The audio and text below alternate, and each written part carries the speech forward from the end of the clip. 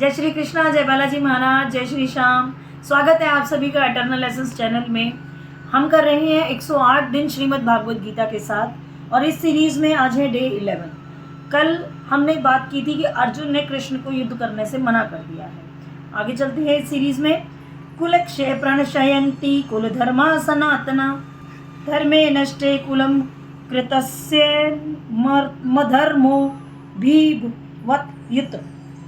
कुल का नाश होने पर सनातन कुल परंपरा की नष्ट हो जाती है और इस तरह शेष कुल भी अधर्म में प्रवृत्त हो जाता है। वर्णाश्रम व्यवस्था में धार्मिक परंपराओं के अनेक नियम हैं जिनकी सहायता से परिवार के सदस्य ठीक से उन्नति करके आध्यात्मिक मूल्यों की उपलब्धि प्राप्त कर सकते हैं। परिवार में जन्म से लेकर मृत्यु तक के सारे संस्कारों के लिए वयोवृद्ध लोग उत्तरदायी होते हैं। अतः किसी भी कारणवश परिवार के वयोवृद्ध लोगों का वध नहीं करना चाहिए।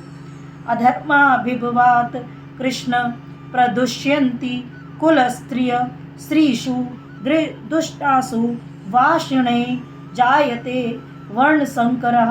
हे कृष्ण, जब कुल में अधर्म प्रमुख हो जाता है तो कुल की स्त्रियां दूषित हो जाती हैं। स्त्रीत्व के पतन से वृषणी वंशी अवांछित संतानें उत्पन्न होने लगती हैं। अर्थात वर्णाश्रम धर्म के नियम के अनुसार इस प्रकार बनाए गए हैं कि राज्य तथा जाति की आध्यात्मिक उन्नति के लिए समाज में अच्छी संतान उत्पन्न हो। ऐसी संतान जो समाज का कल्याण करे, स्त्री के सतीत्व और उसकी निष्ठा पर निर्भर है। जिस प्रकार बालक सरलता से कुमारगामी बन जाते हैं, उसी प्रकार स्त्रियां भी पतोन्मुखी होती हैं। स्त्रियां विभिन्न धार्मिक प्रथाओं को में संलग्न रहने पर व्यभिचारिणी नहीं होगी। चाणक्य पंडित के अनुसार सामान्यतः स्त्रियां अधिक बुद्धिमान नहीं होती, अतः वे विश्वसनीय नहीं हैं। इसलिए उन्हें विविध कुल और परंपराओं में व्यस्त रहना चाहिए और इस तरह उनके सतीत्व और अनुरक्ति से संतान जन्मेगी जो वर्णाश्रम में धर्म में भाग लेने के योग्य होगी। निठल्ले लोग भी समाज में व्यभिचार के को प्रेरित करते हैं। इस तरह अवांछित बच्चों की बाढ़ आ जाती है जिससे मानव जाति पर युद्ध और महामारी का संकट छा जाता है। संकरो नरकायैव कुलघानां कुलस्य च पतन्ति पित्रोहोषा लुप्त पिंडोदक क्रिया। अवांछित संतानों की वृद्धि से निश्चय ही परिवारों के लिए पारिवारिक परंपरा को विनष्ट करने वालों के कारण नारकीय जीवन उत्पन्न होता है। ऐसे पतित कुलों के पुरखे गिर जाते हैं क्योंकि उन्हें जल और पिंड दान देने की क्रियाएं समाप्त हो जाती हैं। सकाम कर्म के विधि विधानों के अनुसार कुल के पितरों को समय समय पर जल तथा पिंड दान दिया जाना चाहिए। कभी कभी पितृगण विविध प्रकार के पाप कर्मों से ग्रस्त हो जाते हैं, अतः कभी कभी उनमें से कुछ को स्थूल शरीर प्राप्त न हो सकने के कारण उन्हें प्रेतों के रूप में सूक्ष्म शरीर धारण करने के लिए बाध्य होना पड़ सकता है।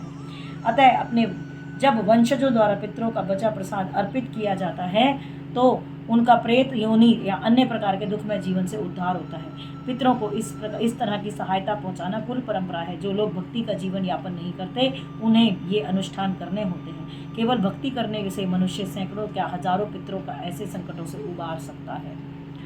देवर्षि भूताप निराम पितृणाम न किंकरो नाय मृणी च राजन सर्वात्मा य शरणे शरणयम गतो मुकुंदम प्रहर्त कृतम।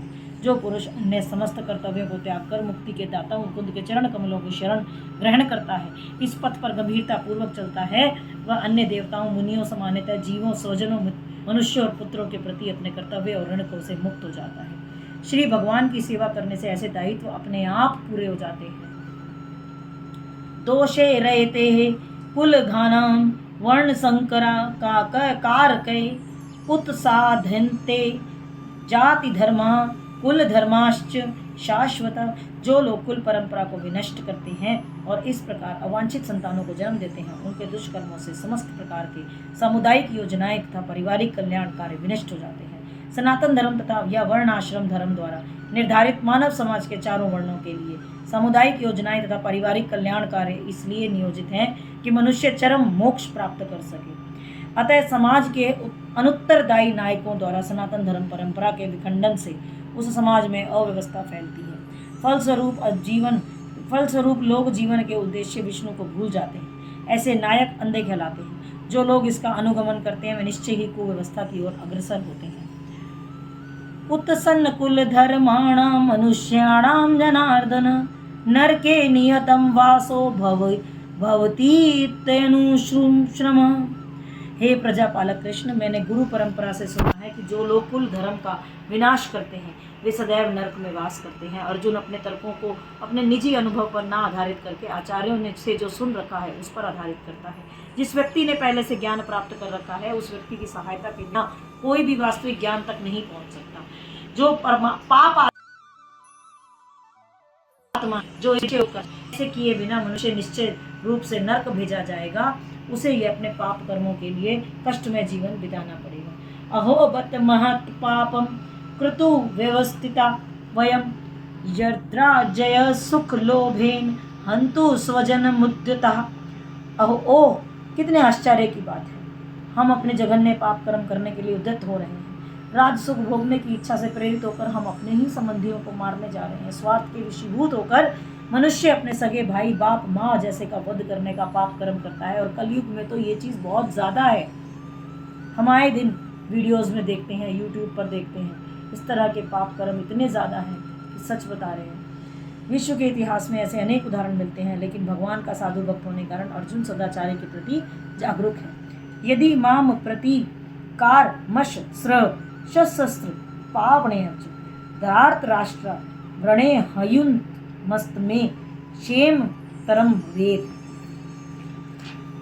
यदि शस्त्रधारी धृतराष्ट्र के पुत्र मुझे निहत्ते और रणभूमि में प्रतिरोध न करने वाले को मारे तो यह मेरे लिए श्रेयस्कर होगा। क्षत्रियों के युद्ध नियमों के अनुसार ऐसी प्रथा है कि निहत्ते और विमुख शत्रु पर आक्रमण नहीं किया जाना चाहिए।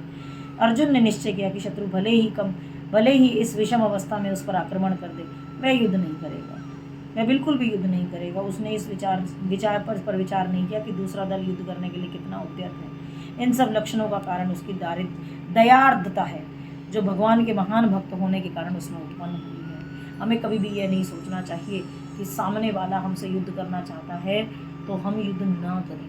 हमें युद्ध करना पड़ेगा अगर वो हमारी मजबूरी है। हमारे शांति प्रस्ताव को अगर सामने वाला ठुकरा रहा है तो हमें 1 बार प्रयास करें, 2 बार प्रयास करें, 3 बार भी प्रयास करें। मेरा पर्सनल ये मानना है कि व्यक्ति की 5 गलतियां कम से कम माफ़ कर देनी चाहिए। सेम गलती अगर व्यक्ति 5 बार दोहरा रहा है, माफ़ कर देना चाहिए, लेकिन 6ठी बार उसको एहसास कराना चाहिए कि उसने 5 बार गलतियां की।